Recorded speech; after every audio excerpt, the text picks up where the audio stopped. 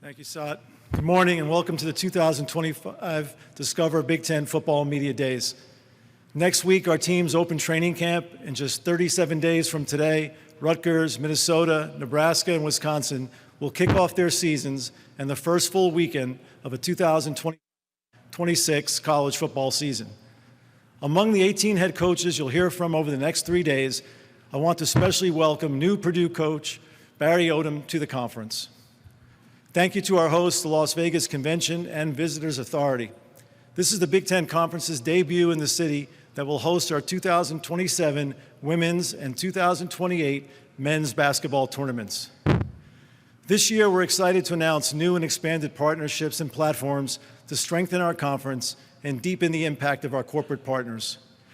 These relationships reflect our shared commitment to innovation, fan engagement, and delivering value to our student athletes and schools. This fall will be the second year of the We Give Blood Drive in partnership with Abbott, attacking the worst blood shortage in a generation. Last year, more than 20,000 Big Ten fans donated blood and saved more than 60,000 lives. And the University of Nebraska won a $1 million prize to support student health initiatives. This year, we'll be kicking off the competition on August 27, with the winner announced December 6th at the 2025 Discover Big Ten Football Championship game in Indianapolis, airing on Fox.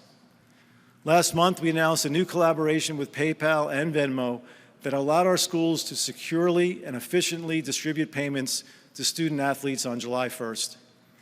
This year, Venmo will present a new Big Ten rivalry series that will highlight some of the most storied matchups in college sports across football and men's and women's basketball. The 2024-25 season was a remarkable one for the Big Ten, for our student athletes, our coaches, administrators, and fans. During their historic first Big Ten season, USC, UCLA, Washington, and Oregon combined for 19 conference titles, including Oregon's 2024 Big Ten Football Championship. Big Ten members won 13 national championships in football, field hockey, women's volleyball, men's water polo, men's gymnastics, women's ice hockey, men's and women's indoor track and field, men's and women's wrestling, women's golf, men's outdoor track and field, and rowing. Additionally, we had 9 national runners-up, including in men's and women's lacrosse and women's gymnastics, and national semifinalists in men's soccer, women's basketball, and men's ice hockey. We also reached the Baseball and Softball World Series in the same season for the first time since 2019. It was an equally impactful year off the field for our members with the approval of the House settlement and the implementation of a new model for collegiate athletics.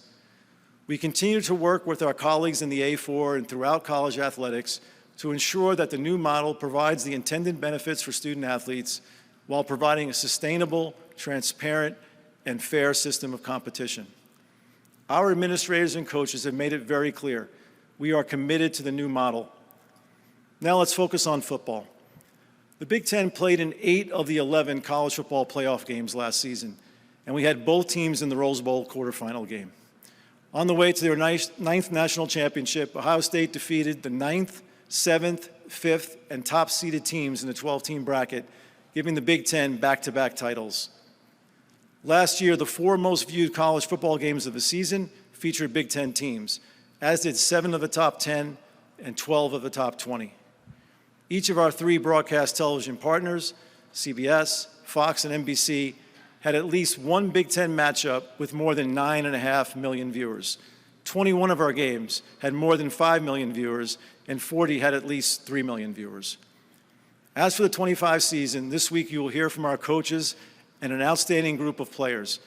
It's clear Big Ten football has never been deeper or stronger. I know there's been a great deal of talk about the future CFP format, and I'm sure you'll have questions for me. First, I'd like to talk about the process. In the spring of 2024, the member conferences came together to negotiate a media deal with ESPN. Prior to concluding that deal, an agreement was reached that set forth revenue sharing from the college football playoff to the conferences and Notre Dame. At the time, there was a lot of discussion about future formats and the number of teams in the playoff. A specific decision on format was not reached. Instead, it was agreed that the Big Ten and SEC would control changes to the CFP format and the selection committee process after considering feedback from the membership. Like the revenue share parameters, the Big Ten and SEC's format control is set forth clearly in the agreement that all members signed. With respect to format, the Big Ten has been consistent in its strong preference for a playoff system that allocates spots based on conference standings and the results of play-in games. We want to better connect the regular season and the postseason. A critical goal of any postseason format, regardless of sport, is to keep as many teams alive as deep into the season as possible. We want more conference games to matter in November. Also, the playoff format should not function as a disincentive to schedule tough non-conference games. As we said throughout this process, we are open to considering any format ideas that come from our colleagues or the CFP staff. But to be clear, formats that increase the discretion and role of the CFP selection committee will have a difficult time gaining support from the Big Ten.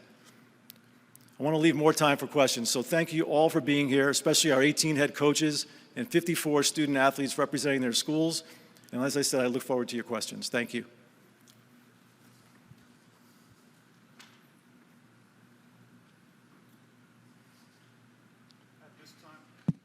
At this time, we'll open the floor for questions for Commissioner Petitti.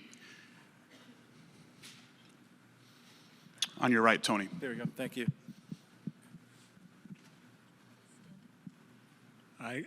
Commissioner, I'm so far back you can't even see me. Yeah, I can barely see it past the pole there. I'll let somebody else ask a playoff question, but I was just wondering your take on I think it was last week's issues between the CSC, the guidance they gave about collectives. When's that going to get resolved, and how urgent is it that that issue gets resolved? Yeah, I appreciate the question. I think it's worth sort of talking about the relationship and the ongoing relationship that plaintiffs' attorneys have in this process. You know, the CSC is brand new. It's in the process of making rules. We've had an incredible group working on an implementation committee to provide guidance and help with rulemaking. Some of that has to be in a process that goes past the plaintiffs' lawyers. That's what happened in this case. I don't think it's unpredictable, but there'll be some moments like this where, whether it's guidance or interpretation of rules, there's some discrepancy.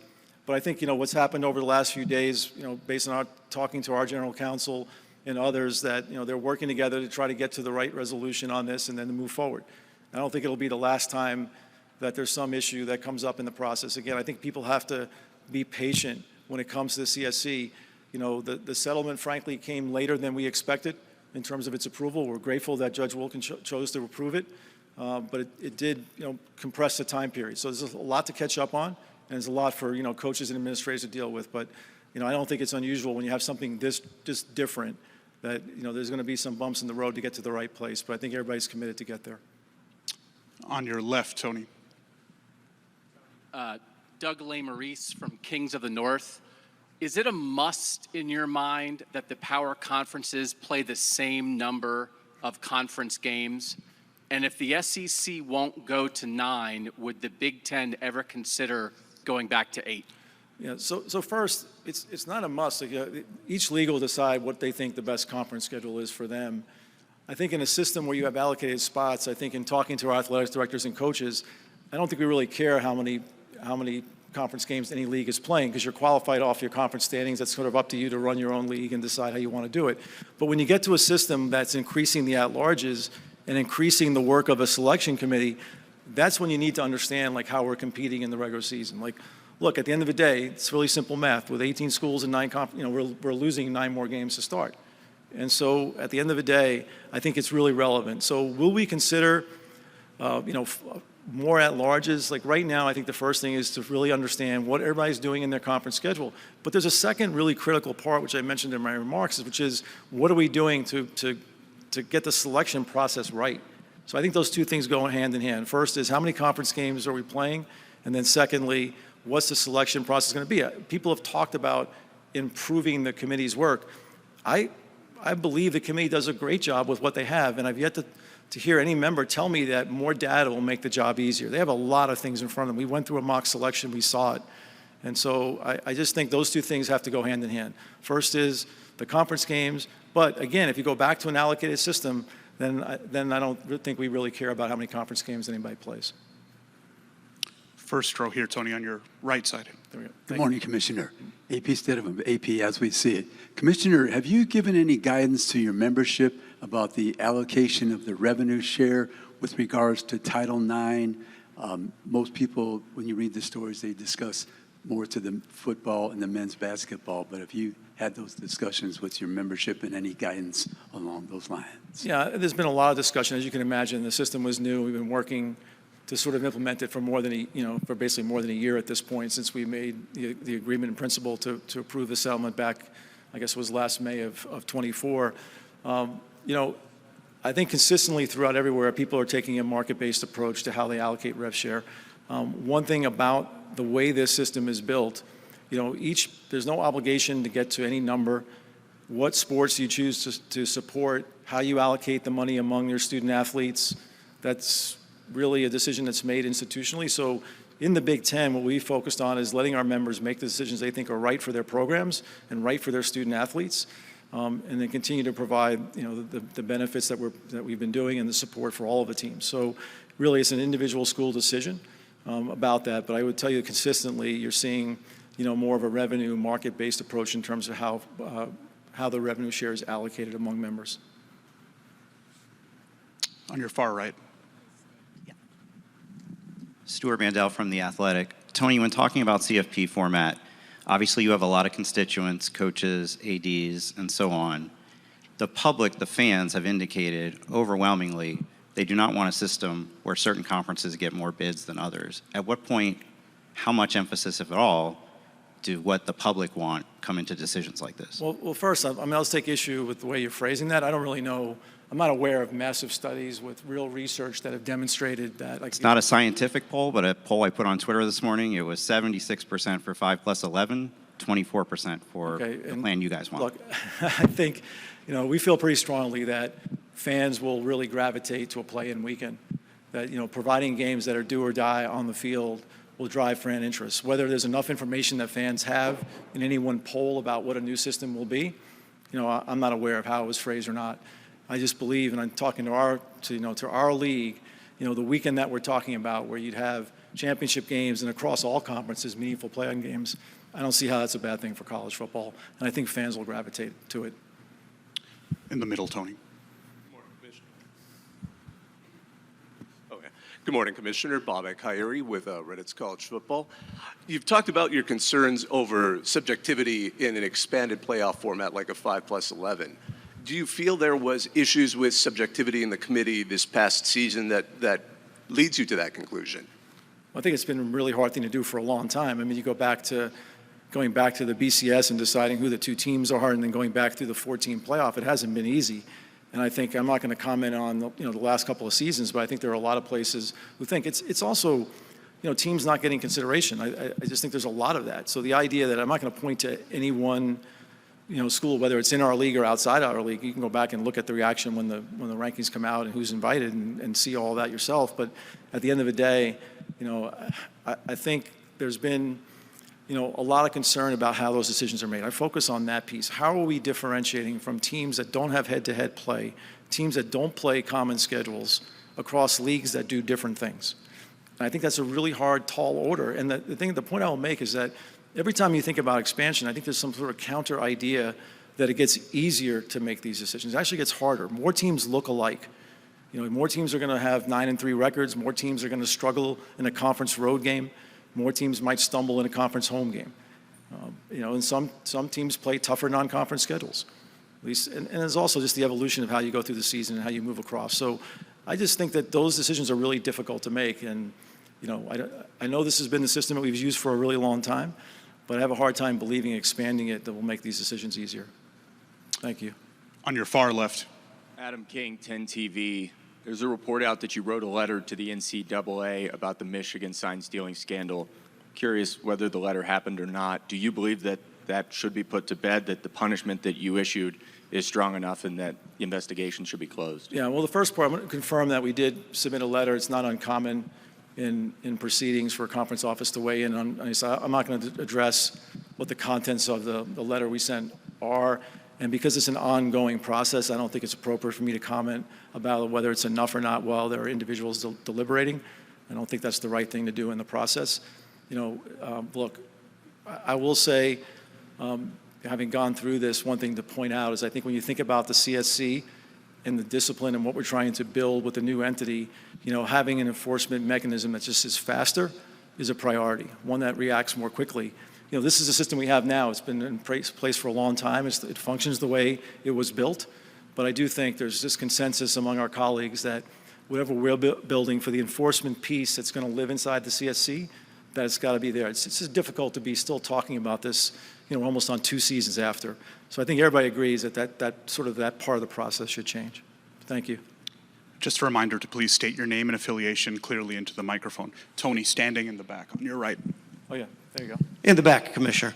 Todd Sadowski, Fox 43 Sports and Nittany Game Week. I wanted to ask you about our location here for the next couple of days in Las Vegas. There's no Big Ten programs here. What went into the reasoning to have them host the Big Ten Media Days? They obviously have the College National Championship coming up. What do you see as the future of this city and the involvement potentially in the Big Ten Conference? Yeah, to be really candid, this was a logistics thing. There were some things going on in Indianapolis. We've tried to and have brought our media days to Indy, and it's worked really well for us. There just wasn't possible this year, and then we had to make some decisions about where to go. We're bringing our men's and women's basketball tournaments here in the next couple of years, so it made sense. And the city's been great in terms of providing us the resources we need to do this. I think obviously we are a conference that goes coast to coast, so having some presence closer to our West Coast members is not a bad thing. So it was really just started with logistics, to be really candid. First row, right in front of you. Yeah, Commissioner, Steve Hellwagon, Bucknuts and 24/7 Sports in Columbus. Question I have is about the play-in situation that you want to institute for the playoff. Last year it was pretty cut and dried that you had 4 top 10 teams that should be in the playoff. Mm-hmm. I guess the trade-off is those teams worked so hard to establish themselves after 12 or 13 games as top 10 teams. Mm-hmm. Why should they have to play Illinois or Iowa, just as examples, who had more league losses? I don't sense a clamor for a 4-loss team in a playoff. And doesn't that create a situation for the playoff, which we saw blowouts in the playoff last year, for more blowouts in the playoff, which drive down the ratings and make it less lucrative, perhaps, to put a team that doesn't deserve to be in the playoff? Yeah, there's a lot there, so let me try to do it in order. So the first piece about the value of the playing games. First, I have to commend our coaches because they obviously talk about the same thing you just raised. Like, hey, if I'm in position, I could get hurt by losing a game. I think where our coaches came down and our ADs was that, at the end of the day, there are 18 members in the Big Ten. You have 17 available opponents. You play 9 of them, right? So there's a lot of discrepancy, let alone making comparisons, across the leagues. There's a lot of issues about how you compare teams inside the Big Ten. Your schedule, just by the way it plays out, might be easier than people thought when it was made up. We obviously try to competitively balance our schedules. So there's an issue there, like even within our own league, giving teams a chance. Where we came down is that we were willing to take that risk. If you had 16 teams, there's still a catch-all where there's potentially 3 at-larges. So in your example, if a 6 seed beat a 3, could the 3 then go into a pool to get in? Maybe. But at the end of the day, I think our coaches are willing to take that risk because what they're thinking about it is not a snapshot of any one season. They're looking at how do we get more teams in contention. Look, as you expand the playoff, the rest of the bowl system and how we're trying to protect all of that, you're basically driving everybody to this one event. And it's just, I think in every league's interest, not just ours, to have more teams emerging, like Indiana did last year, giving more teams a chance to compete. And there's just huge value in having games across. Look, last year Ohio State was 7-2 and finished 4th in the Big Ten, right? Was undefeated in non-conference play. So, the idea that we can go deep, I feel pretty strongly about that. If you're 6-3 in the Big Ten, I would argue that's a great record. And if you stumbled in a non-conference game, I don't know why that disqualifies you. 8-4 is a winning percentage. If you project that winning percentage in every other sport, I'm pretty sure you make the postseason. Whether it's hockey, basketball, anywhere else, like that type of winning record. So we've conditioned ourselves to think that if you're not a 1 or 2 loss team, you're not worthy of competing.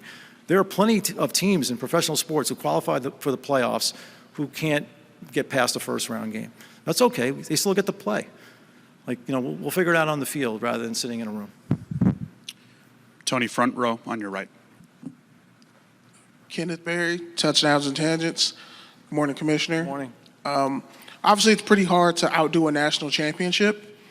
So just in regards to all the success from last season, what global brand deals might be on the horizon for the conference that you can or maybe can't speak to at the moment? Yeah, I think you saw it in terms of like what we're doing with PayPal. When you think about the reach of the conference and what we're able to do, like, obviously each of our institutions has their own, local sponsorship and deep relationships in their own market, their own states.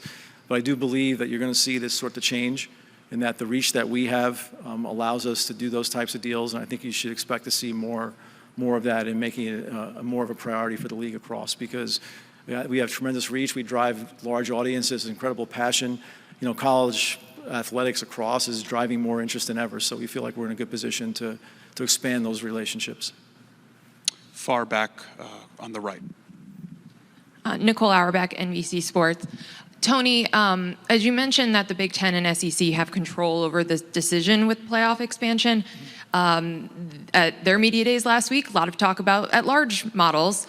What is your level of confidence that you guys can figure out one of these models to move forward with? And if so, level of confidence you can do that by that December 1st deadline? Yeah, I'm not going to put any deadline on it. Look, we've I think pretty publicly brought our ADs together in both leagues twice, once in New Orleans, once in Nashville over the last 6 to 9 months, maybe a little longer than that, but twice during that period. And it's been productive, not just talking about CFP, but lots of other issues that are around college athletics. And so I do think, we're obviously not in the same place on these discussions. I think there's lots of ideas. I think the goal would be to bring people back together, have a conversation what we think works, and then kind of go from there. But I will say, every time we've come together with the two leagues, we still have our presidents and advisory group meeting. Like, good things have happened, not just for the two conferences, I think for college athletics in some places, especially around the settlement. On your left side here. Spencer McLaughlin, Locked On Podcast Network. Commissioner, non-conference schedules vary pretty widely across the country. You've got Clemson, for instance, that plays LSU in South Carolina. Indiana plays a very weak non-conference slate. Ohio State plays Texas, and it varies across the country. When you have a committee involved for picking the playoff, would you ever support a model where schools are not in control of their own non-conference slates? And that's a really hard thing to change. I mean, it just hasn't come up in terms of that control. I think over the years, leagues have tried to put parameters about, playing 1A4 or what you can do with FCS. Like, I think those things have been in place across. I don't think that's the solve. I kind of focus more on what's the incentive to get schools to schedule stronger games.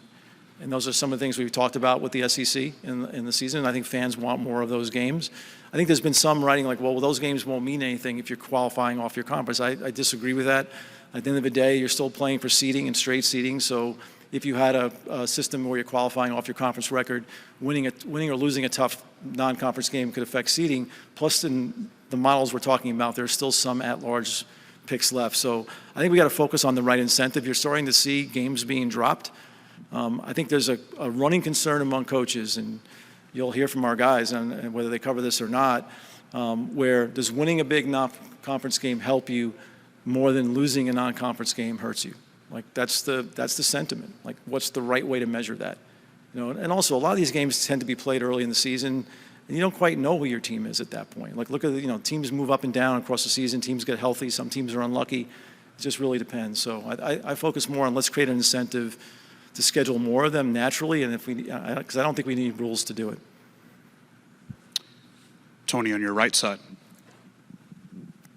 Hi, Tony. Scott Docterman with The Athletic.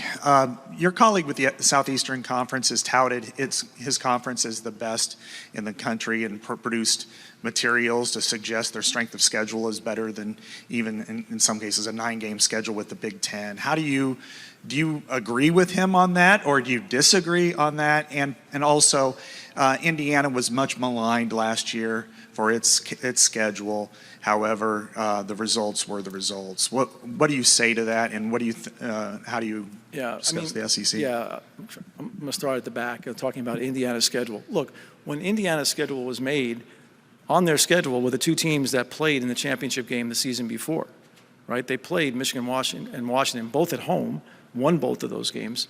But those are the idea, like that's part of what this is, right? And that gets back to the value of playing games. But put that aside. Look, I'm not going to comment on where any one conference is. We just stand by what we do in the Big Ten. I think the national results have shown that the last couple of seasons. I think when you look at what expansion has meant across the A4 the last couple of years, stand by how much tougher our league has got there. When you throw in the travel, how well our schools protect their home fields, all of that, I think that speaks for itself. I don't ever think there's any value in talking about one versus another. We feel really strongly about what we do in the Big Ten. Our final question, third row. Hi, Connor Yerger, Detroit News. Good morning, Commissioner. I wanted to ask about the Venmo and PayPal deal you mentioned earlier. What went into the decision for the Big Ten to handle the revenue sharing with athletes itself versus maybe the member institutions handling it? Yeah, it really came from we had a group AD meeting where we were talking about just going around asking each other, like, how are you planning on making these payments? Is there a way to do it? And at the time, the ADs made it pretty clear, like, hey, is there a way we can do this collectively? It just really came from that. So Becky Penny in our office ran a sort of an RFP process. And then it became clear that, in terms of, what PayPal could offer and the technology and the hyper wallet and how used to young people are with that platform, that it made sense. But we ran a pretty exhaustive process. And then I think there was still a little bit of back and forth among all 18 about whether they believed that Central was the best. But we ended up with everybody in. And so far, it's gone really smoothly so far. I think, every institution is different. Their ability to send money to student athletes is really tricky. So having a central system, made a lot of sense for us. Big Ten Commissioner Tony Petitti. Thank you, everybody. Appreciate it. Preseason selections Luke Altmaier and Gabe Akis. Coach Bielema, welcome. We'll begin with your opening statement. Thank you, Sophic. Welcome, everybody. What a great time to be in Vegas. What a great time to be in college football. What an awesome time to be in the Big Ten Conference, and especially at the University of Illinois. Just very exciting time. Good to see a lot of familiar faces. One of the things is you go into your 17th year as a head coach, you developed a lot of relationships in every avenue of life, obviously with administrators, people within your school system, but a lot of you as well as media. I told my players I bring them in as we prep for these media days, and every year I tell them the story that in 1992 I was a representative at the University of Iowa. I was myself and another captain, a guy by the name of Mike Devlin, who's the offensive line coach for the Chargers, been in the NFL for a long time. We drove over the media days. I'm sure a lot of you used to remember. I used to be in Chicago, and literally the first guy that I met in the hotel lobby was Curt Herbstreit. He was a starting quarterback at Ohio State. And I think about just that weekend and the people that I met and the people now that have been a part of my life since that weekend to where we are today. I brought three great players with us: Luke Altmaier, our quarterback, J.C. Davis, our left tackle, and Xavier Scott, a corner. Those three guys all have unique journeys to get to where they are today. But I wanted to share with them, hey, the opportunity you're going to get here today at Big Ten Media Day is something you've earned. It's very rare, very special. Only 3 players of every school get to do the same thing. They don't bring just guys on the team. They bring their best players that represent the University of Illinois in the best way. And super excited for you to get to know them. Kind of a unique story, kind of the way college football is today. You just asked a question about the conference-wide pay system. I think about 1992, my first question, I walked into the meeting room and Hayden Fry said, hey, don't worry, nobody ever asked the players any questions. Guess who got the first question? Me. And I think about that to this day because as a player, I actually was a walk-on that earned a scholarship, and think about that phone call when I called my parents telling them I gained a scholarship, and they were crying on the other line, and I thought they were just happy, but I also realized, that scholarship made a big payment difference in that household that I was raised in. And to now have a system where starting in July, we actually paid our players through PayPal. Holy shit, the world has changed, right? Like, it's just a different world. Absolutely awesome. So awesome to see our players. We were actually able to bring out in the back, I have my wife back there, but also bring friends of the family with our football program, a few donors that have been huge the last several years since I've come to Illinois, way before that with different buildings around campus and fundraising. But last night was pretty awesome. We went to Piero's little Italian joint here, and we were able to have a couple of our parents of our players join us, and to hear from those parents to speak to what their son has accomplished since he came to Illinois really has nothing to do with the football side, just who they've become as young men. That's something that I think is just makes what college football is today so awesome. So super excited about this. Our football team is one that has gained a lot of headlines just by the way we finished a year ago with 10 wins. have a number of players, whether it's 16, 17, 18, however you want to cut it, of our 22 starters coming back, have a kicker that is very accomplished, David Alano. We were able to acquire a punter from Purdue, who I think is one of the best players in the country at his position. Have acquired some other players through the transfer portal, continue to be one of the leading schools in the country. We signed 21 high school players, which is a really high number compared to a lot of other people. Have 20 committed to this next class already. So we still are the foundation of a high school development college football program, but we do acquire players. 2 of our 3 this year that are here with us today. Luke and JC were both transfers. So to combine that with what we've recruited and to be where we are today, super excited for that number. In addition to that, I think everybody always focuses on the players.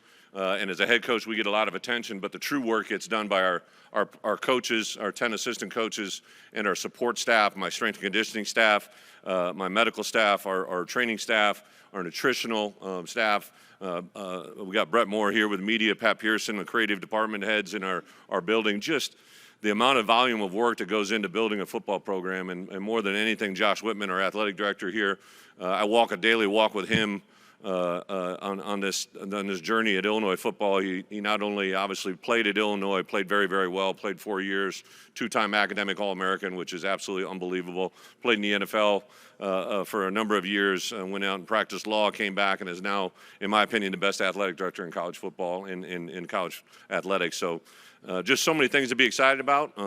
Vegas also holds a special place in my heart. My wife and I met here in 2008 at the Wynn Casino. We don't need any more story to that than that, except for it happened. We went back yesterday and reenacted the moment for a little bit, and was able to have that. But also I would say this, I grew up, like I said, coming to the media day in Chicago. We transitioned to Indianapolis, and to come to Vegas.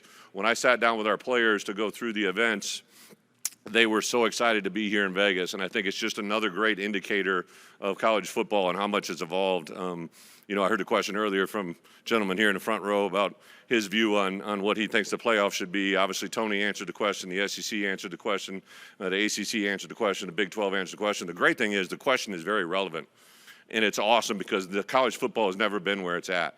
As a head coach, I'm in charge of our football program and what we do, and all I do is sit back every day and try not to go back. I only want to go forward. Through 17 years, I've learned to don't worry about things you can't control, leave it to those who can, and usually the best results will happen. We can always argue about way it can happen, but it couldn't be more exciting. 12-team format. I hope it does go to 16. I'm not going to go Eli Drinkwitz 30 or whatever he came up with, but I think a bigger number is a better number to have a play-in game. I appreciate your point that you thought the 4 teams should just, get in and go. But if there are 7, 8, 9, 10 teams alive in November that can have a chance to be in the playoffs, that's going to do a world of good for our college football team. So a lot of different things working. I'm super excited and couldn't be more thankful for the opportunity, Tony Petitti, to get up here. I want to make sure I came in and hear a talk. I would say this, I've been very fortunate. Obviously, Jim Delaney was the commissioner when I took over. I went down, and Mike Slive was the commissioner in the SEC, transitioned to Greg. I was actually the head coach at Arkansas, and I reached out to Greg and other people involved and said, hey, what can we do as coaches in the SEC to make sure Greg gets a job? Because I'd been around him for a couple years and thought he was extremely bright, intelligent, and loved the SEC, and that's exactly what he's done. And now to join the league with Tony, and I would tell you this, and every year that I've been a head coach, he keeps us more informed as coaches of any other commissioner I've ever been involved with. We have personal contact with him on a monthly, sometimes twice a month basis, has meetings with us several times throughout the course of the year where it's not him and his staff, it's him running the meeting with us individually, and it's just the connection with him. I think a lot of these other conferences, one of the things that happens is the coaches don't find out something until it's brought to their attention at an event, and then they have a quick reaction. They haven't thought it through. So I give Tony and his staff just an unbelievable credit for keeping us in the loop and making it all go forward. So with that, I got a couple minutes. Open up for some easy questions. We got first row right here. Good morning, Coach. AP Stedham, AP as we see it. Coach, what did you like about your team last year, and specifically your quarterback, and what would you like to add to that, things that you liked about your team? I think in life we're all, we love the great memories. I love the bowl game. I love to beat South Carolina team that everybody thought should have been in the playoffs, and I did too. I thought they should have been in there, and then when we beat them, I think it opened up that question even further for everybody else. So those highs, we beat Michigan at home at a 100-year anniversary game that Josh and his crew, we really, truly recreated a moment 100 years later. It was one day off from the opening of Memorial Stadium when Michigan played Illinois in Memorial Stadium for the first game in that building, and to have the history of that event relived and to have two ranked teams battle out. We won that one. So those are easy ones. But I would tell you as a head coach, I've learned we're defined more by moments of adversity than we are by moments of success. We absolutely went to Oregon and performed as poorly as we could in the first half. And I just went into halftime and said, listen, we're not going to repeat what just happened, right? And we didn't win the game, but we did play significantly better in the second half. That next week, I think we had a little bit of carryover to the Minnesota game and lost a heartbreaker at the end. And I knew I had a good football team before I went to Oregon. I knew I had a great football team when we got beat by Minnesota, and we just put the dots together to connect and win those last 3 games that were important to get us to a 9-win season, to get us a chance to win 10. So I love the resilience of our football team. These guys are better when they've been punched in the face, and that doesn't mean I need to punch them, but you know what I mean. They respond very, very well. In this world, I think that we're in, a lot of kids can have distractions that take them away from the main thing. And our guys would tell you, everybody's worried about Illinois with the expectations. Expectations are earned. They're never given. Some people give expectations, that's great, but for us at Illinois, we got to earn them. We got to have a chip on our left shoulder and our right shoulder. The way we've earned these expectations will be the way we earn success this year. We'll do it on a daily basis with our teammates and our coaches. And I have a coaching staff that retains my offensive, defense, and special teams coordinator for the last 3 years. I have the starting quarterback for the last 3 years. Those are the things that get me excited. Coach on your far left. Doug Lesmerises, Kings of the North. Bret, at times on social media, you have stood up for your program, stood up for the Big Ten, pushed back against some SEC narratives at times. The Big Ten has to win on the football field. Do you feel the Big Ten also needs to fight that perception battle at times, and why are you maybe the right guy to do it? I'm not the right guy to do it. I may do it. My wife will tell you she gives me a couple of slow your roll deals once in a while when I'll get going. But I would tell you this. I learned early in life, right? If you don't stand up for yourself, no one else will. So sometimes that's a little bit driven on what I believe in. But I would tell you, I stand here as a head coach that has been very fortunate. I was an assistant coach. I played and coached under Hayden Fry. I worked for Confernce. I worked for Bill Snyder. I worked for Barry Alvarez. I worked for Bill Belichick. But those first 4 guys in college football, those guys are all first ballot Hall of Famers, right? And I today represent a lot of what they taught me. But also, I remember being at my first Big Ten spring meeting, and Lloyd Carr and Jim Tressel pulled me aside, and I was 35, 36 years old, and they basically said, hey, from what Barry has told us, you're going to be a really good football coach. You're at an age right now that as you move forward in your career, you're going to have to be a voice for this game when we need it the most. And I think about that all the time. Like, I was just sitting there, I'm like, oh, Lloyd's a pretty good dude. Jim Tressel, got the sweater vest and all, but he's a pretty cool dude, right? And I was just like, I didn't realize the impact of what those guys put in me as a young coach. I sat in there and listened to Joe Paterno and Delaney getting fights. I was like, this is awesome, right? Because they're going back and forth on debates. And the part that's been so awesome for me in my career is what's right is right. What your opinion is great to express on your own, but you have to listen to others, right? And you said right away, I don't go after the SEC. I like making points or retweets, but I want to make college football great. I want all of us to get to a place that everybody can have success. When this gentleman mentioned earlier about capping it at 4 and why should those 4 teams have to play another game, I'd say, why the hell would you not want to play another game, right? Keep everybody going in the right direction. College football is at a world where the depth that you can acquire and attain, however you want to do it. Some people believe in if you pay somebody a lot of money, they're going to play really well. I don't believe that's the case. I think kids play well when they've been coached, developed, and treated the right way. They'll make their money when they make their money. So it's just, I know that I get labeled at that a little bit, but I would tell you there's several coaches in the SEC that I consider very great friends. Mark Stoops and I, we used to share a hotel together in spring recruiting when we both made $50,000. We split a Motel 6 for $32 a night.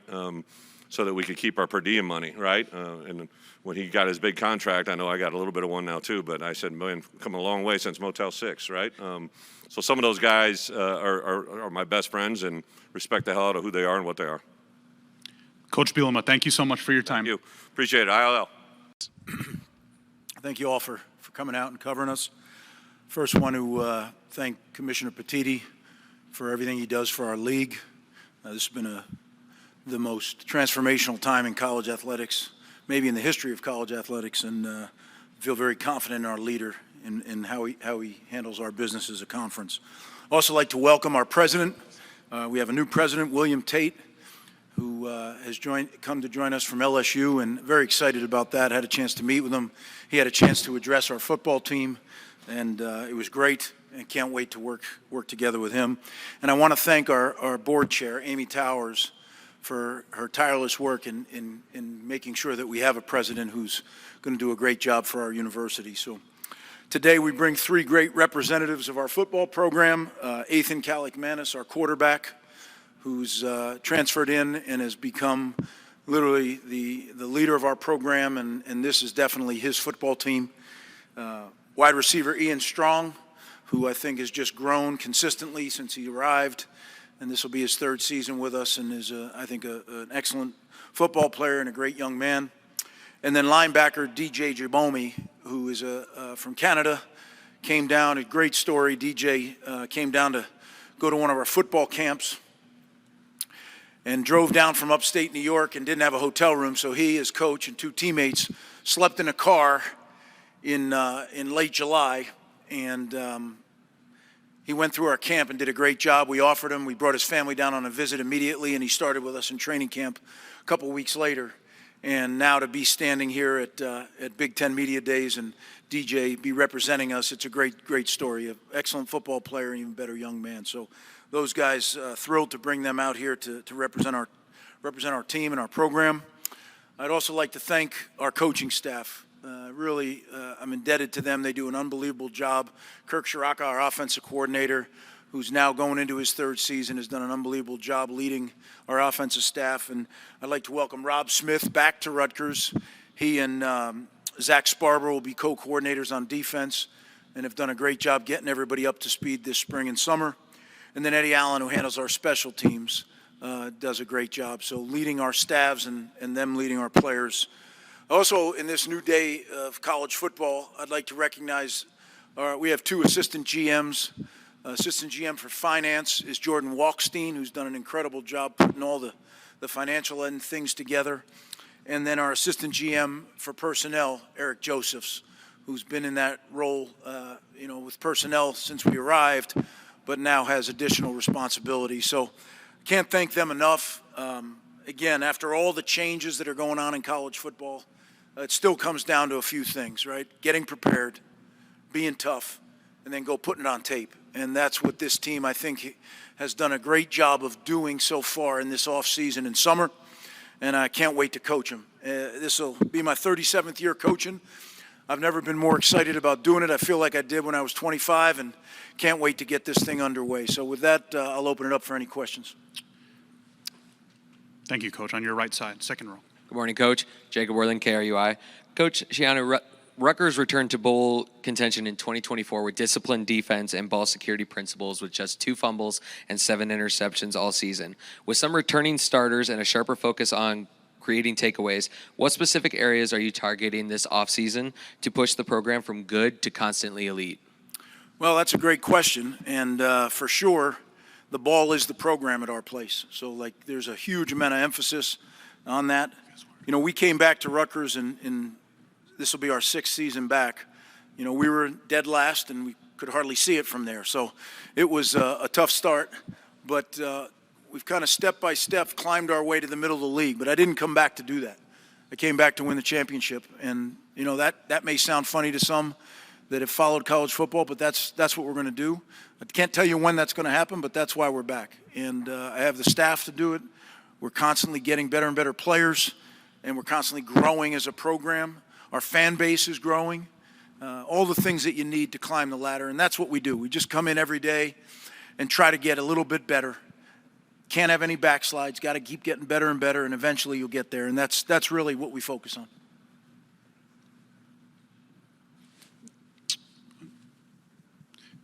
On your right side here, Coach.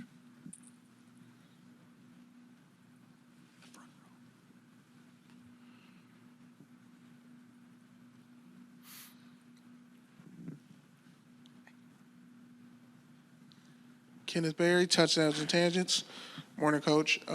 Just obviously rebuilding the program. You talked last year about how you're about winning, the state back and recruiting. Obviously, the transfer portal is a huge factor. Losing guys, you lose your all-time, one of your best rushers in school history to the NFL. So how did you kind of navigate NIL and the portal and all those different things to field the roster you have right now? Well, it's another great question, because it's certainly been the focus of college football, right? NIL, revenue share, all those things. It still comes down to finding the right fit for your program. And what is fit? Fit is culture. Fit is athletic ability. Fit is student athlete. What kind of student can he fit in? Can he do the work at Rutgers in the classroom? And that's always going to be our primary focus. Do I wish we had some more money when the NIL stuff was going on? Absolutely. Who doesn't?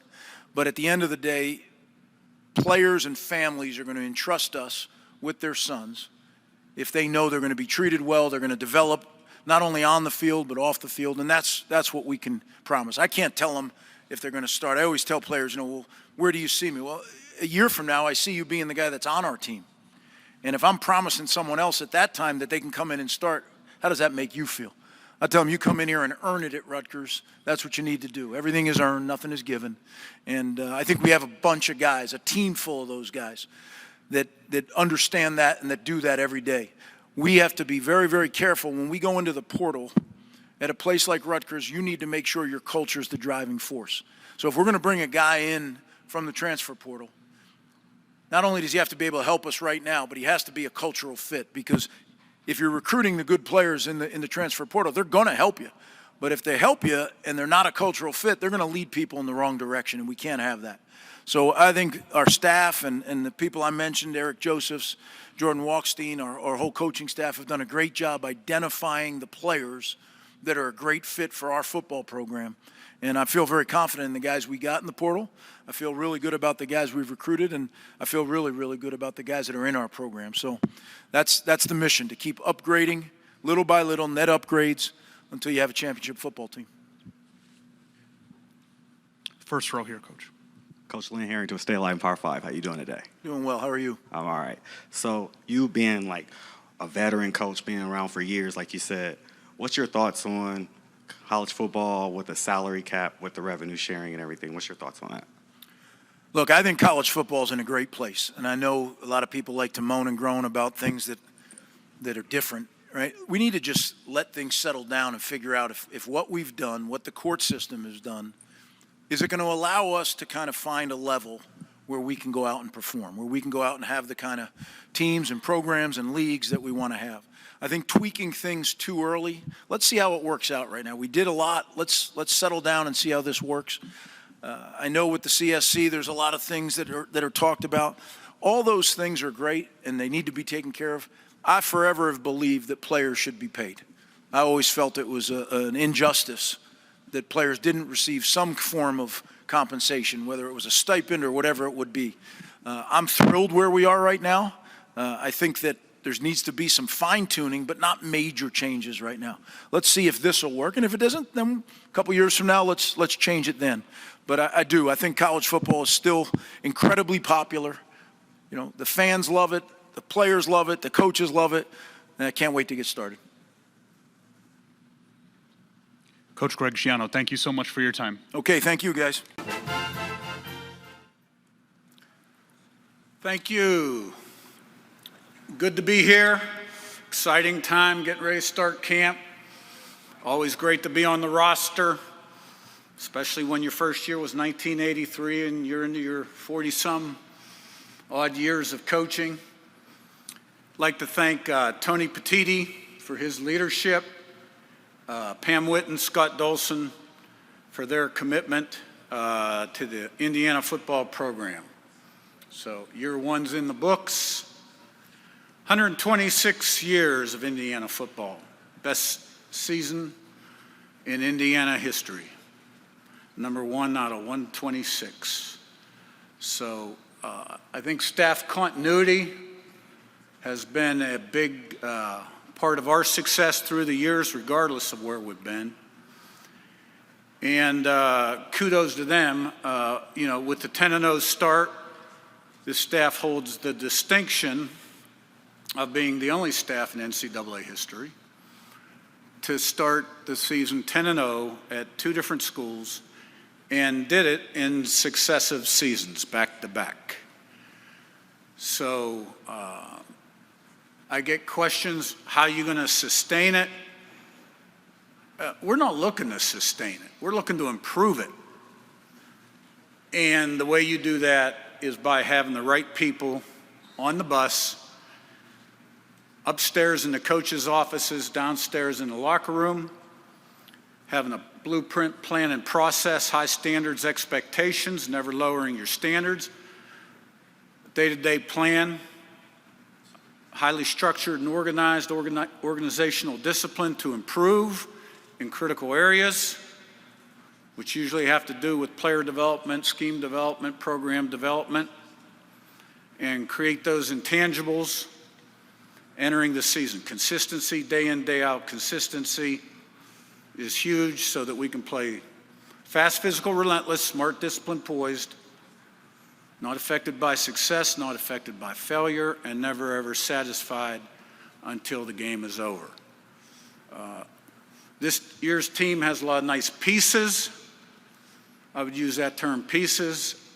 And now we've got to mold this group into a team in fall camp. I like a lot of parts on this team. Now we got to get them all thinking alike, buying into the team vision, which is critical to success. And you can't ever have any selfishness on your team, ever, regardless of who it is. So personal goals are secondary to team goals. When a team's successful, everyone benefits.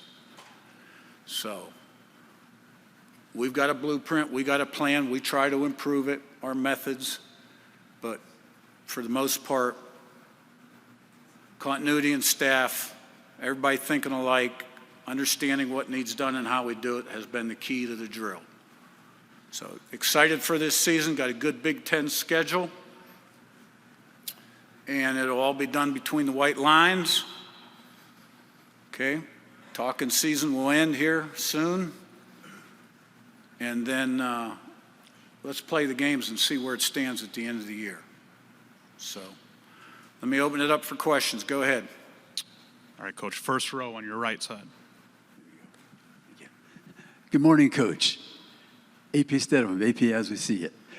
Coach, what attracted you to Fernando Mendoza? And then also the success of last year, how has that changed your program for the better? What has it done? Yeah. Fernando Mendoza, we had his younger brother Alberto in the program, actually signed with us, was committed to us at JMU when I went to Indiana. He came to Indiana, so I'd been aware of him, watched a lot of his Kel tape once he decided to enter the portal. Saw a quarterback that had played a lot of football, a lot of good football, has size, has mobility, quick release, good arm, can extend plays, smart guy. He's got areas he's got to improve. But I really liked his last 5 days of spring ball. I have a lot of confidence in him, excited to see how he develops. Last year's success, has helped us in so many different ways. It's helped the university fundraising at all levels, academic and athletic. All right, Indiana has the second largest alumni base in America to Texas. So there was a lot of Hoosier pride out there. And obviously it opened a lot of doors in the recruiting process, because the first year we were selling promises, things we had accomplished in the past. Now we put it on the field. So we had better looking athletes walking through the doors. And okay, now that's all done. Last year's done. All the Coach Cignetti pictures in the building on game day, get them off the walls, all that stuff. Everything's earned, not given now. Okay? Nothing good in life comes easy. What's cheap won't last. What lasts isn't cheap. all right? You got to pay the price every single day and do it consistently. And when you're good, then you got to have that burning desire to be great, all right? Because 98% of this game is between your ears. Next question. Coach, on your far right. Curt, how you doing? Willie Ramirez with the Associated Press. I spoke with Mikhail earlier.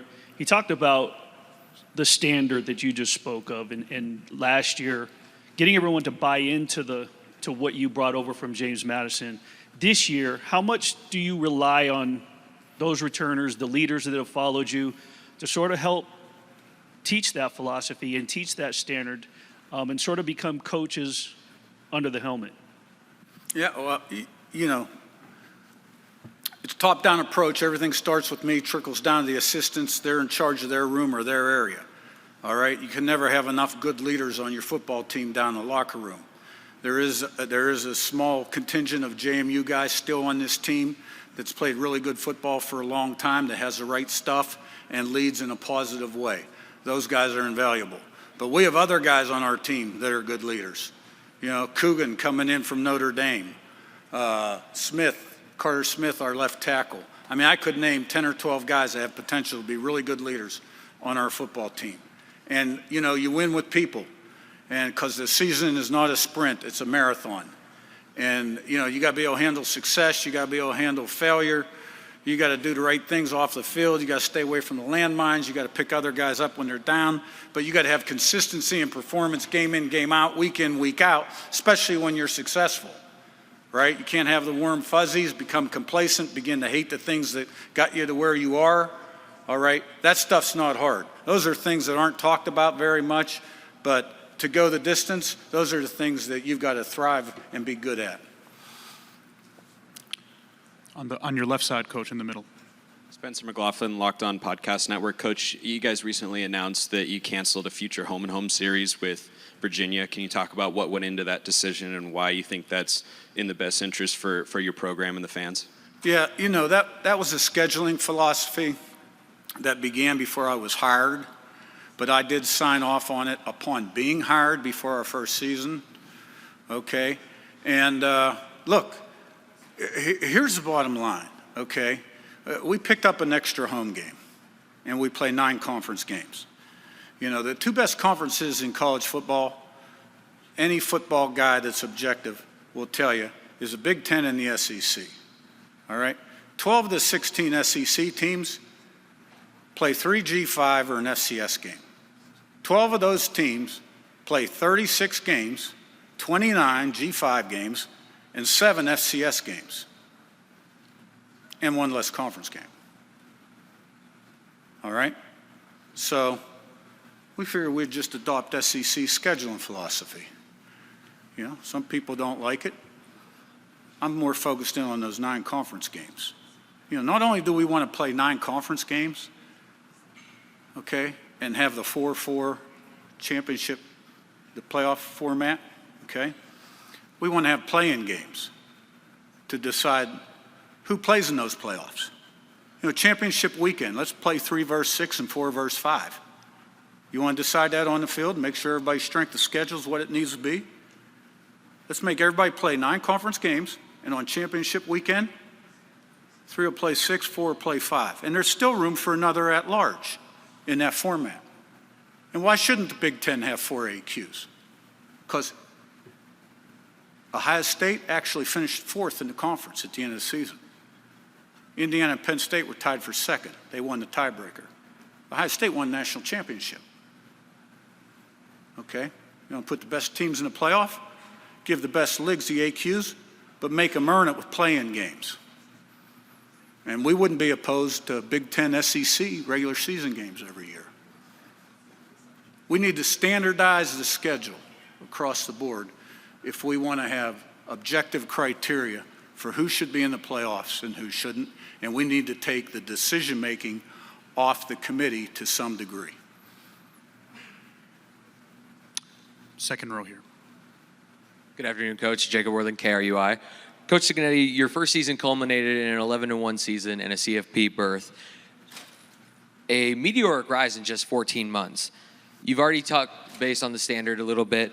How are you ensuring your Cinderella culture now becomes the standard and not just the exception?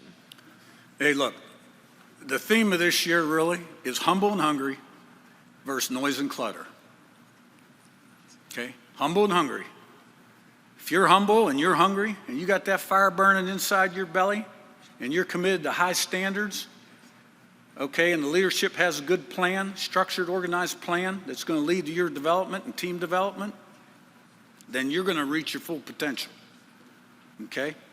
If you're resting on your laurels and you got the warm fuzzies based on what social media is telling you or what you read on social media, okay, and you think it's just going to happen again because it happened before, you ain't going to be a very happy camper when the season's over. My job is to make sure that doesn't happen.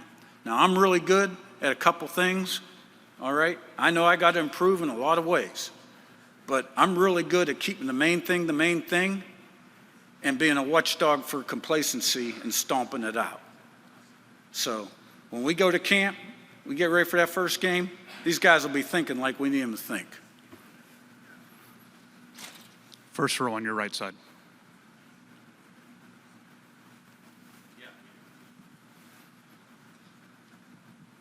Touchdowns and tangents, Kenneth Berry, coach. You talked about, I mean, it is pretty hard to top the greatest season in school history, but last year you talked about how, you were excited about NIL. You just talked about how you have the second largest alumni base. What are some key non-negotiables that you have for NIL budgeting or even just ethics going forward to kind of prevent some of the things you just talked about, like complacency, especially whether it be high school or kids coming out the portal? Well, I think we're talking about two different issues there. On one side, we're talking about player development and becoming the best you can be. And on the other side, we're talking about institutional resources that lead to retention and recruiting. So, our goal is to be the best.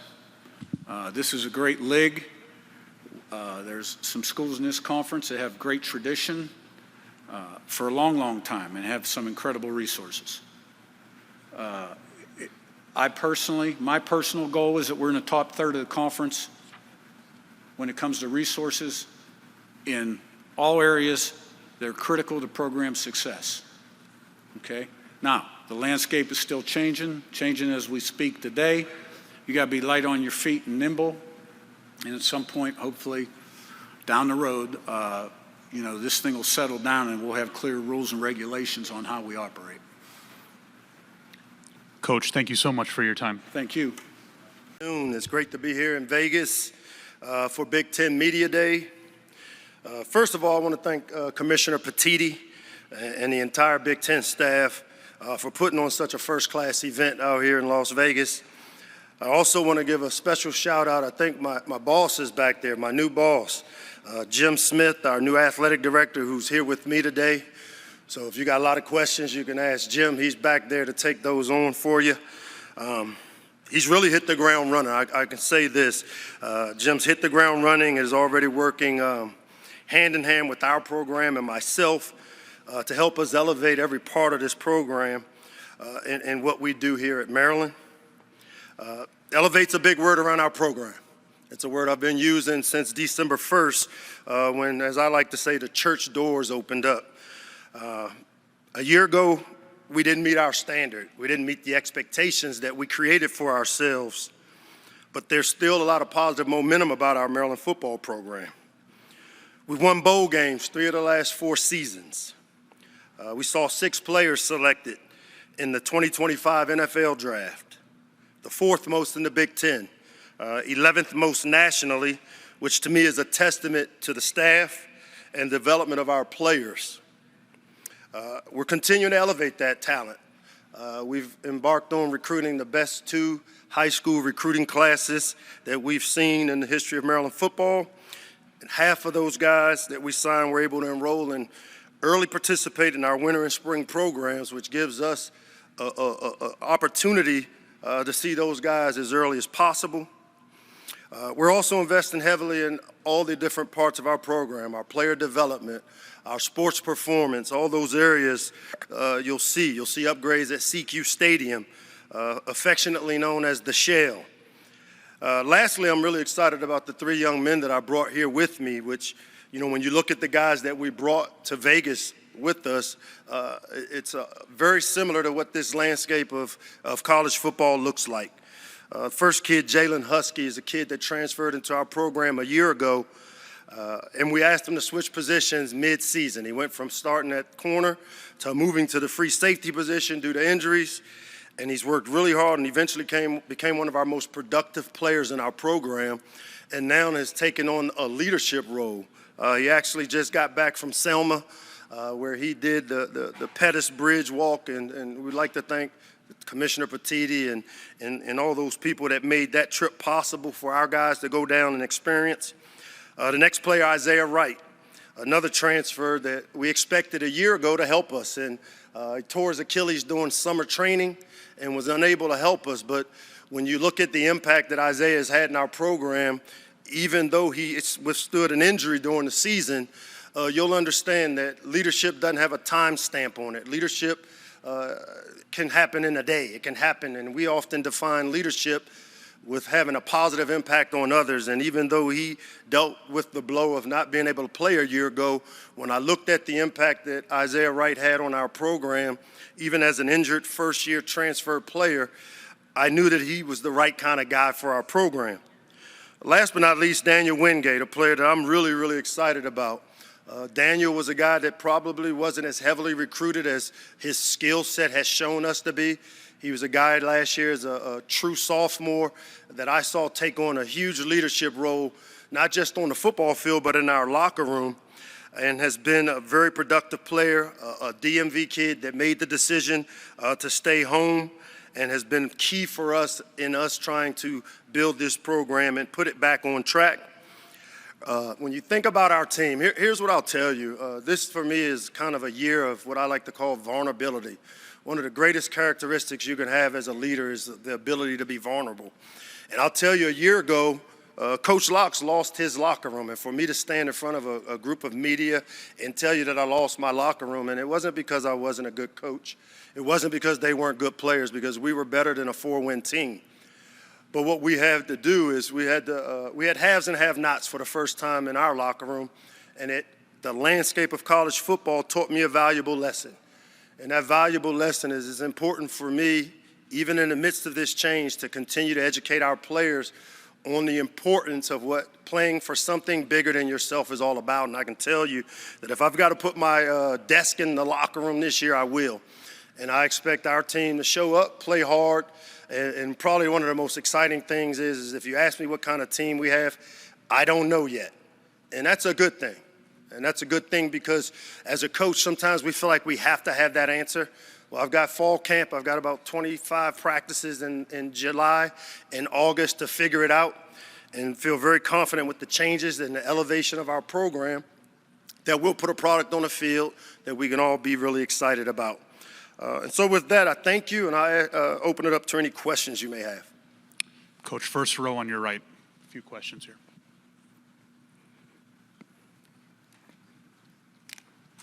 Hey, Coach. Nick Hamilton, Nightcast Media.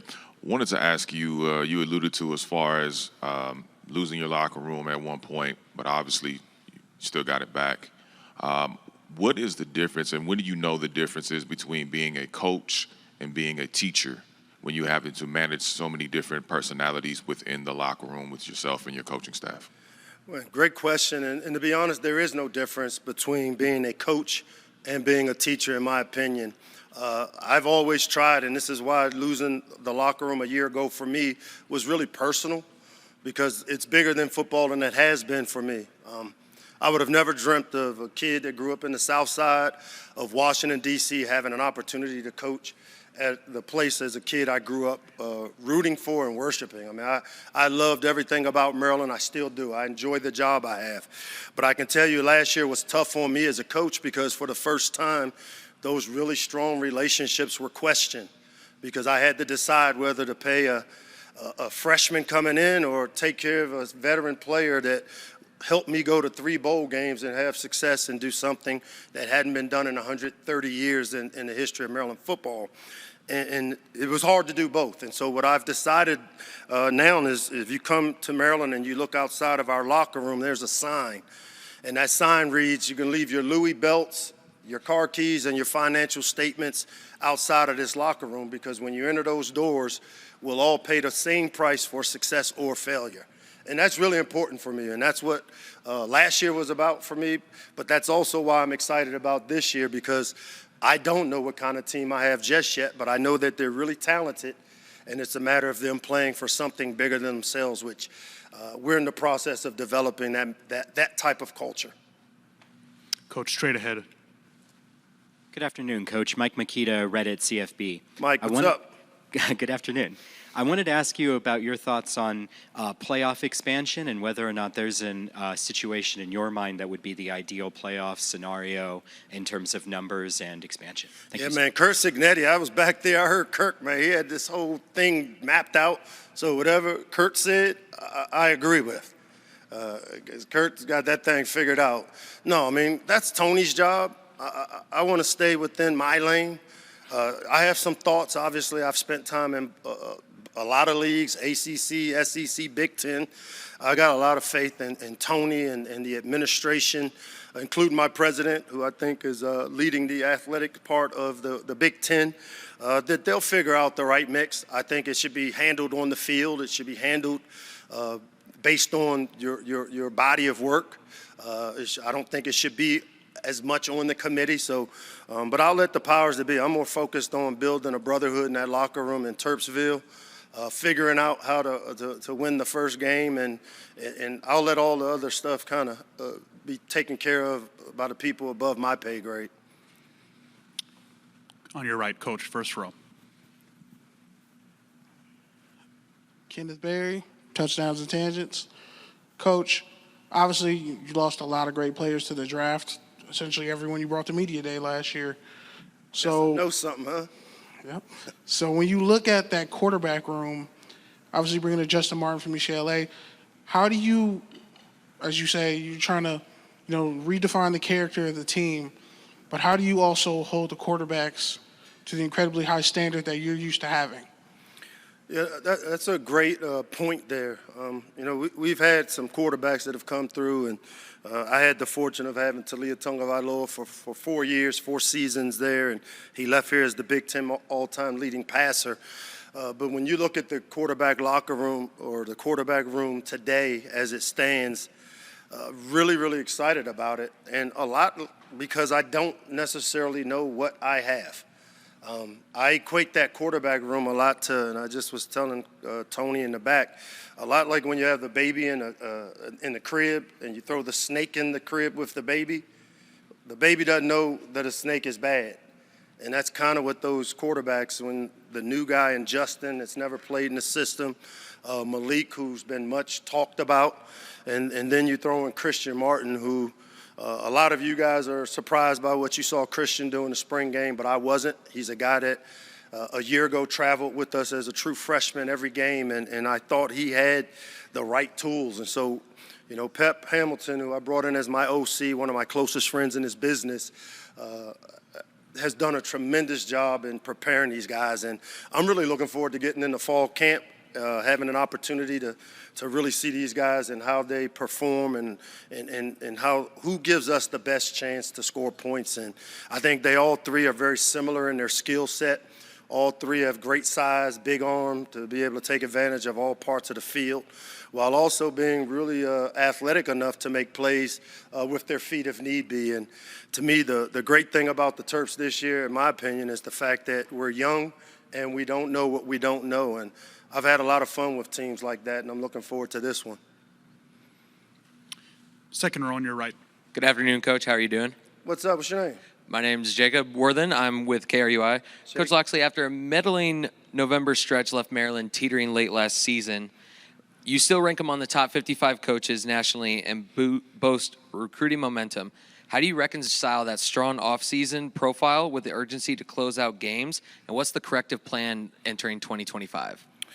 Man, that's like 5 questions in one. So I'll try to start with the back. And how do I plan on rectifying the win-loss situation? I won't lose my locker room this year. I've been fortunate enough with the new landscape now, and instead of having to raise money, we have revenue share, which allows me to kind of close the gap between the haves and have-nots. I also, much like new players, I have a new boss that understands the business of sport. And I'm excited because I only asked for 1, maybe 2 things, Jim. I said, just put us in the middle. Don't have me at 16, 17, 18 and ask me to win a Big Ten championship. And I know that Jim is committed to giving me an opportunity, giving us an opportunity in this league. And I can tell you that when things have been kind of equal for us, we did things that hadn't happened at Maryland in 130 years. And I'm looking forward to working with Jim to find ways to create the ability to keep and maintain these players that we've been able to bring in. When it comes to the football piece of it, I told you elevation is the word, and you can't elevate without separating. And I can tell you that, we've made some tough decisions in the offseason. We've lost some great players that have played pivotal roles in building the Maryland football program and the foundation of it. But to win championships, it needs to be elevated. And I know Jim comes from a championship pedigree, much like I did when I came in from Alabama. And I know that he's putting together a staff that is going to understand that to help make my job a little bit easier to where I can focus on that locker room, which is a strength of mine. And I'm looking forward to being back in there with my players, knowing that they understand that we're going to do everything we can to take care of our players the right way. Coach Locks, appreciate your time. Thank you so much. Thank you very much. Appreciate the opportunity to be here. Want to thank my wife Julie for coming along with me, and excited to have a chance to visit and talk a little bit about Nebraska. Challenging times in sports. Want to thank Commissioner Petitti. I've had a chance to be behind the scenes and all the work that he's doing to try to protect our game, the greatest game that there is. So very grateful to the commissioner. All the people that work at the Big Ten, AJ, Eads, all the people that fight each and every day to make sure we have the best product that we can have. So grateful for them. Excited to represent the University of Nebraska. Amazing leadership from Dr. Jeff Gold, from standing on the sidelines to helping us knock down barriers to make this the program we wanted to make it. Troy Dannon, amazing leader, tremendous person to walk alongside as we do something really hard, and grateful for him. Haven Fields, Dr. Susan Elza, just grateful for all the people that are here. I like to coach football because of the players. I have so many guys I could have brought, but Deshaun Singleton, Marquise Buford, Henry Lutovsky, Dylan Raiola, just tremendous leaders, tremendous representatives of what we're trying to get done. I'll answer your questions, but I'm proud of all the things that we're doing. We're at a whole different place. Academically, we're talking. Well, people ask me about rev share. They'll ask me about the playoffs. This is still a place where young people can transform their lives through education, and I think we're doing that at a high level. 3.3 cumulative GPA. I'm proud of all the guys. 86% of our guys are over a 3.0 cum. So we're getting it done in the classroom, and now it's time for us to continue to get it done on the football field. And if I say one thing, I'll say this: we like our football team. We like our football team a lot. We believe in the guys. It's those 4 guys I mentioned. It's all the guys back in Lincoln. We believe that we can play with anybody. And we've had our highs and lows, our ups and downs. We've been through a lot in 2 years together. And we're going to go make a run at this thing this year. So I'm grateful to coach them. It's been probably the most fun I've had in a long time, and excited to talk about them. So with that, I'll answer any questions that you guys have.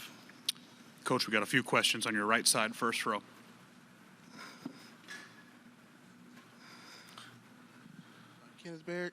Kenneth Berry, Touchdowns and Tangents. Coach, after everything you said you were planning on doing with the team, especially that loaded senior class you had, all of them graduating with their degrees, and you were just happy about the kind of people that they are and the success that you've had on the team.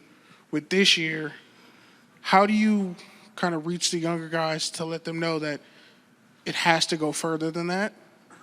And what's something that you would tell your younger self, especially after a watermark season like last year and your continuing build to, enhance this program? Well, I think each and every day, it's really our players. Players talk to players more than we can. I get up in front of the team, I speak. I think they listen. I try to have tremendous relationships. Our coaches are great. The people in the building are great. But at the end of the day, the program moves forward when players are talking to players about the right things. When they take the program from Coach Rhule's program to their program, and right now it's their program. We went to dinner last night with the fellas, and they were kind of joking, like, Coach, you don't have to come tomorrow. We'll handle it for you, which I almost took them up on. But you could put Dylan, you could put Henry, you could put any of them up here, and I think we would all speak the same way because we believe in what we believe. And, I've taken a lot of jobs, and when you walk into a job that hasn't been winning, everyone tells you what's wrong, and they usually say, well, it's this guy, it's that guy, it's the last coach, it's this, it's that. Good organizations win because everyone owns the product. Like very rarely on a bad team, when you take over a bad team, do you hear people say, like, you know what, I got to do better. And the reason why I believe that we're about to make the jump that we're going to make is because each and every day, whether it's our administration, whether it's the people around us, no one's saying it's this person's fault, it's that person's fault. Everyone's owning the product. And so, yes, we have to win more. That's the deal. But we came into a program that we knew was going to take a little bit of time to fix, and so I think we're close to fixed. In terms of something I would have told myself when I was younger, there's a lot of things, but I think the most important thing is don't underestimate the impact you can have on young people's lives. I'm at a point now where guys that I've coached are getting married, they're getting jobs, they're going through good things and bad things, and every once in a while you have someone say, you know what, something that I was taught from Coach Rhule or one of his assistants is helping me in my life. And that might not be popular on, sports talk radio, but it is how life works. Coach, first row again. Hey, Coach. Nick Hamilton, Nightcast Media. Wanted to ask you just about the maturation of Dylan. What have you seen from him in the offseason as he prepares for this season? And not just under center, but as one of the leaders of this team as you guys prepare for the 2025 season. Yeah, I would not have brought Dylan if I wasn't so proud of his work. I mean, he's done a great job with his body. He's done a great job with his knowledge of the offense, his growth with Glenn Thomas, our quarterback coach, and Dana Holgerson, our OC, his command of the roster of the team. Make no mistake, it's really hard to come in as a freshman with tremendous expectations and have to go be the leader. Having to tell, you're 18 years old and you're telling, 6-year seniors now with new rules, you're telling 25, 24-year-old men, hey, I need you to do this. It's so hard. So what Dylan did last year was really hard. And the thing to me, when you're a 5-star quarterback, like you probably breezed through high school, you haven't had a lot of adversity. Every time you go somewhere, people talk about how great you are. And when I recruited Dylan, I said, hey, come help me turn around Nebraska football, man. It's going to be hard. And doing something hard is how we become great.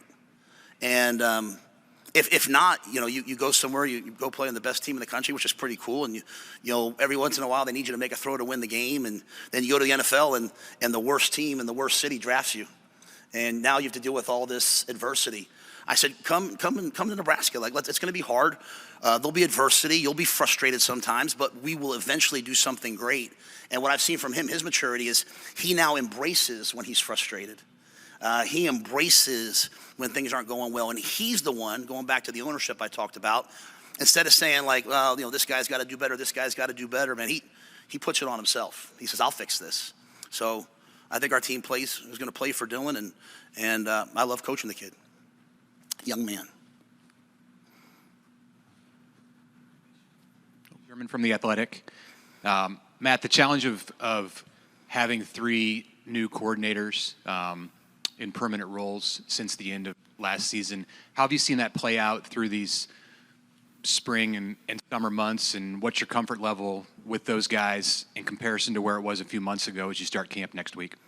Yeah, well, I'm thrilled with all 3 guys. I think the great thing about Dana is he's been a head coach.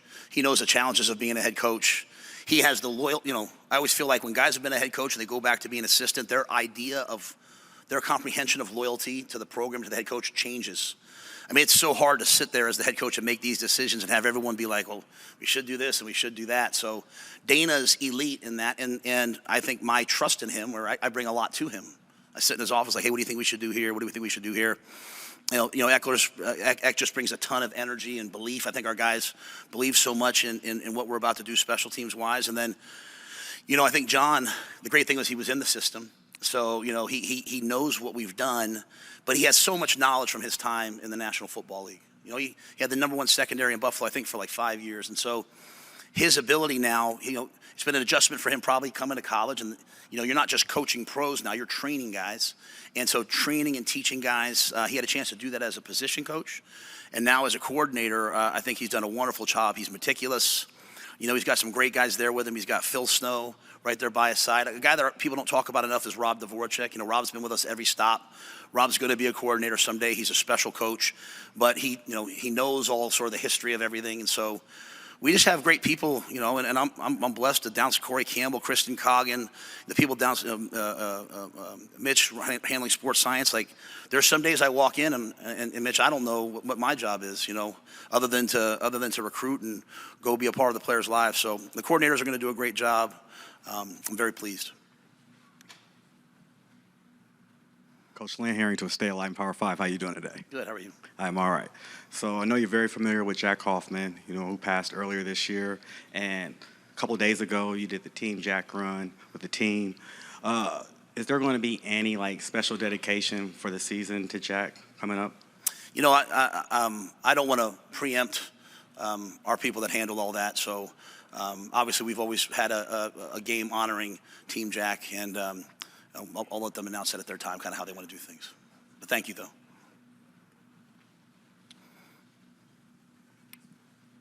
One more question in the second row here.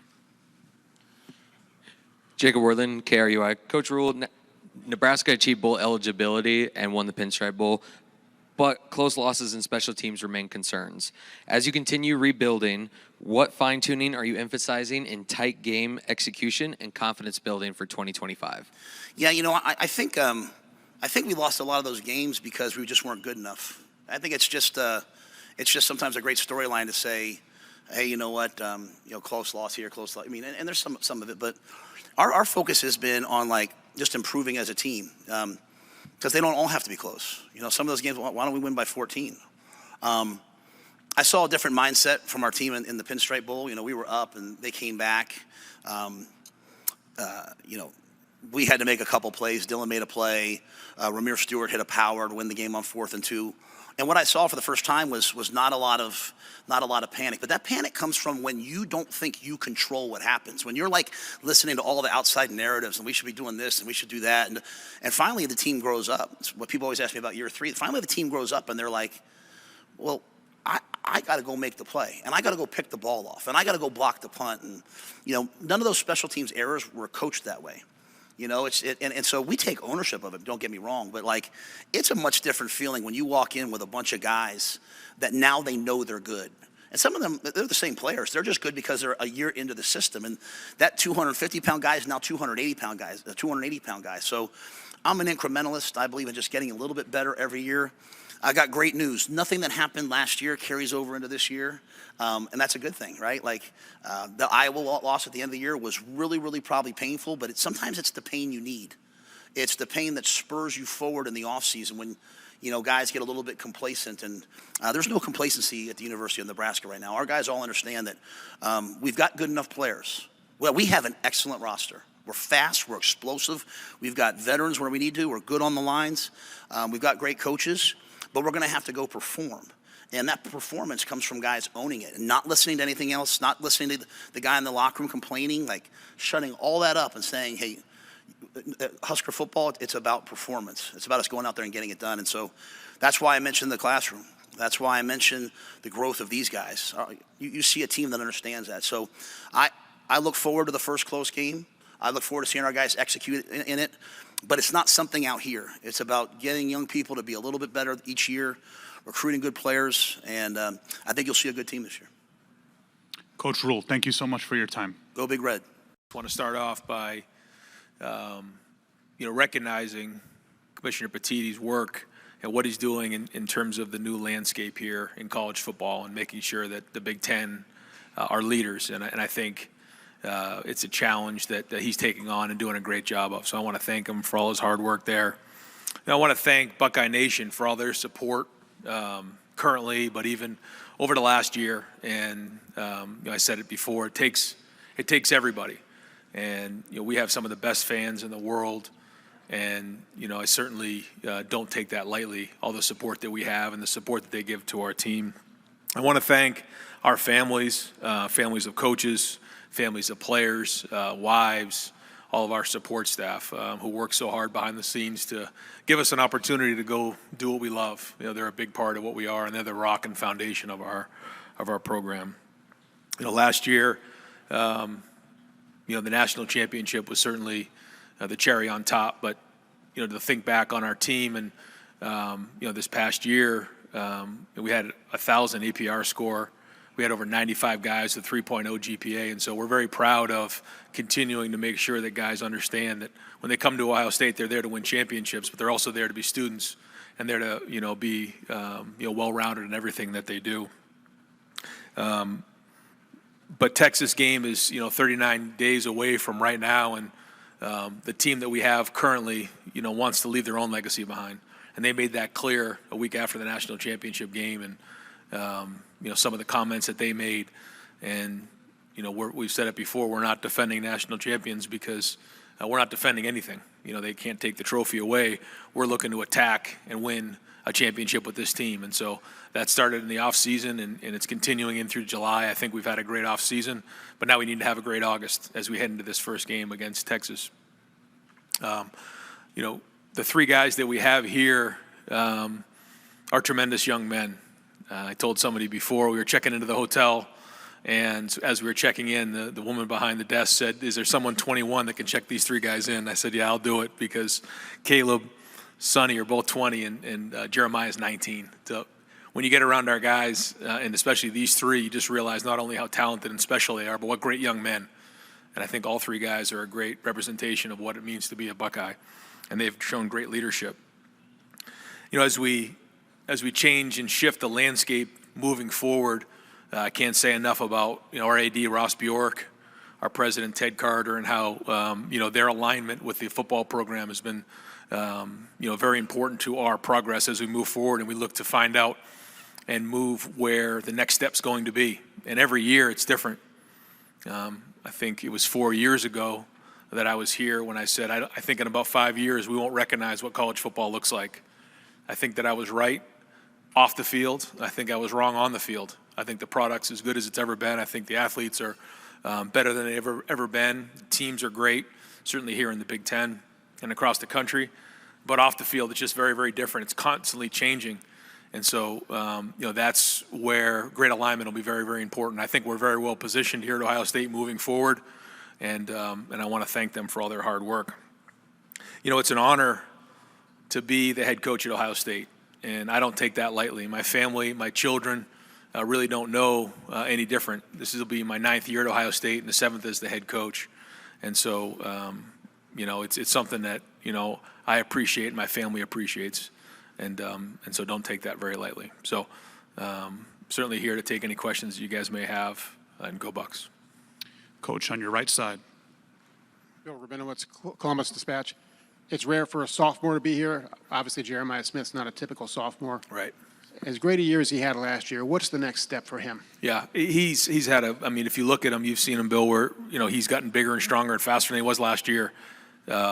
He was at workouts the other day, and Mick constantly says during our warm-ups, he's the first guy every time we run through and we're warming up, the first guy every single time. He's just set such a standard, and you don't need to motivate Jeremiah. And what he did as a freshman speaks for itself. And like you said, he may not be, an older guy. He may not be really vocal in terms of his leadership, but what he does on the field speaks for itself. And the work ethic he's brought into this year has been exceptional. And I think that deserves an opportunity to be here today, and that's why he's here. And I think Caleb and Sonny also have really taken big steps as leaders, because we know guys are in different roles this year. And I think all three of them have done a great job. We also have some guys back in Columbus who have stepped up into big roles. And so you have to pick three. I asked if I could bring more. They wouldn't let me. I would have if we could, but these guys are very deserving. Front row, right. Yeah, Coach, Steve Halwagon, Bucknuts, 24/7. Defensively, you were had one of the top teams in the country defensively last year. You kind of turned the page now with Matt Patricia coming in and 8 new starters on that side of the ball. Just what is your degree of comfort going into the start of preseason camp about where that's at? Obviously, a lot of work still to do, but and Matt Patricia, just how he's embraced that role, I guess. Yeah, a lot of work to do, like you said, but I'm very excited about our defense and what we're doing. We wanted to keep continuity there, and that's was one of the reasons it took us a long time and very thorough process in hiring Matt. When you look at Tim and Larry and James and Matt Guerrieri, these guys had a huge part of what we did last year on defense. And so we want to keep that continuity. We want to run the Ohio State defense. And Matt was willing to embrace that. Now, Matt has his own background and things that he likes. And I think one of the things he does a great job of is putting guys in situations to be successful. When you look what he did at the Patriots and in his background. So he'll have his little different, changes. But we want to keep really the structure of what we've done in the past and keep that going. So I'm fired up. I think Matt's done a great job of building relationships already with the current players. When you ask them about that and you ask the recruits about Matt, they just have glowing responses about who he is, the way he connects, his personality. And so I'm fired up. And, there's guys that we have to replace. But when you look at, some of the guys that are coming off the edge, when you look at our back end, when you look at our linebackers, you see a lot of potential there. But we got to go do it. And that's why August is very important. On your far left, Coach. Hey, Coach. I'll stand up. Jimmy Watkins, Cleveland.com. Speaking of Jeremiah, he had some pretty pointed comments about losing the game last year and vowed to not let that happen again. Just to your point about the way college football has changed, some of the traditions are changing. What do you mean? What does it mean to have a player like Jeremiah reinforce those old customs? Well, he's very, very competitive, and he's not used to losing. We lost the first game against Oregon. I mean, he was angry. He wasn't the only one, and certainly, for him, he expects to win every single game. He expects to win every drill that he's in. That's just the way he's wired. So when you ask a question, you're going to get a genuine, authentic response from Jeremiah, and I think the guys feed off of that. And when he tells you something, you can believe it. There's no reading between the lines with him. Maybe he's going to tell you exactly. He may not be a man of many words, but when he says something, you're listening, and we're all listening. And he's the ultimate competitor.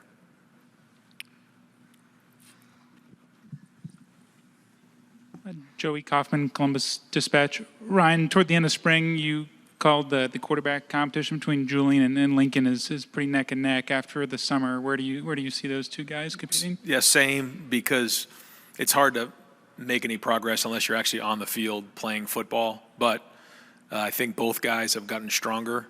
We're interested to see once we get done with our summer program with Mick next week, who are gold and who's iron Buckeyes. That'll be big for the leadership. But guys have taken leadership roles. And they've been thrown with the wide receivers. And, I ask those guys all the time, and they like both of them. So we're going to put them in as many competitive situations as we possibly can to figure out who handles that the best, because, we got to be on point in week one. We can't be messing around. I know that we'll need all of those guys in that room this year. When you look at Will, he was a guy who, was an older guy who was experienced, and he was able to sustain the entire season. That's not always the way it is. So we have to build depth in that room as well. So I got a feeling they'll all play throughout the season, but it'll be a fierce competition to be who the starter is. Good afternoon, Coach. I'm Mike Makita, Reddit CFB. I wanted to ask you about the transition on offense from Coach Kelly to Coach Hartline, through lines versus changes. How much can we expect to see this stay the same versus changing? It'll be very similar. We've tried to keep the offense the same over these 9 years. We've all worked together for a while. Brian and I have worked together since the jump on this. And Chip brought in his own ideas, but we tried to keep the offense, and that was one of the things that he and I sat down and talked about on the front end, that this is going to be the Ohio State offense. There's certain things that you like to do that we're going to, embrace, He made a few changes in the numbering system and some things like that, how he identified things that we've carried that over into this year. But that I knew that, Chip may not be here for very long, and that was part of the understanding when he came in.